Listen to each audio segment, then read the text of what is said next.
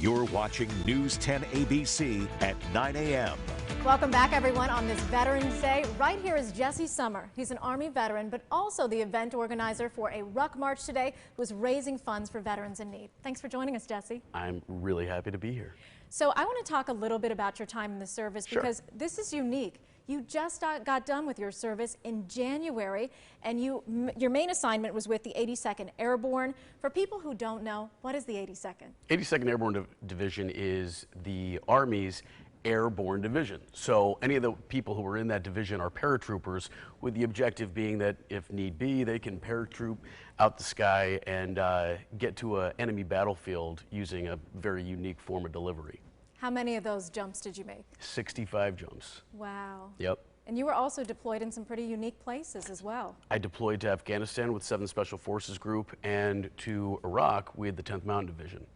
And after your time in the service, you've now come back home to New Scotland. Yep. How does it feel to be back home? It feels great, and there's also a continuity of a project that I started while I was in the military, and that is sourcing grain from some of the local farms and then working with area distillers to create what we call our New Scotland spirits, or the Helderberg whiskey line. And so to finally, after 5 years of aging these spirits, to come home and then be able to sell them to the community is like a really rewarding capstone to my career. That is incredible. And I know you have a special liquor that you want to show us today. So starting off, you are just selling this. This is a new one here. What's it called? That's 68 whiskey. And 68 whiskey is the Army, it's the military occupational specialty for the Army combat medic. Okay. And so today, as part of this, which is basically a launch for the brand, we're conducting what's known as a Ruck March, where we have partnered with 3 nonprofit entities to raise funds for the boot campaign, that's the registration cost, then to fill our rucksacks, and this is an Army rucksack. Look how big that is. It's going to be filled with 35 to 50 pounds of non-perishable items that we're then going to donate to the food pantries for the Capital District. Wow. And then we have partnered with the Hidden Battles Foundation, and Hidden Battles is an organization that, among other worthy goals, treats mental health issues and alcoholism in first responders and in veterans. And so we figured that if we're going to put an intoxicant on the market, we should at the very least dedicate some of the proceeds back to organizations that address those types of issues. And so 68 Whiskey, we've done a program by which 68% of all the profits will go to the Hidden Battles Foundation, and the president of that foundation will be joining this 6.8-mile Ruck March at 3 p.m. today. Today.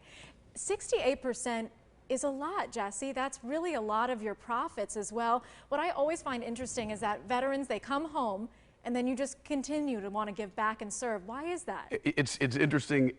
I'll put it this way. The military is it's an agency bureaucracy like any other. Sure. But the thing about service members is that there's a unity of purpose, right? They join for a specific reason and a belief in the country and the mission of defending it.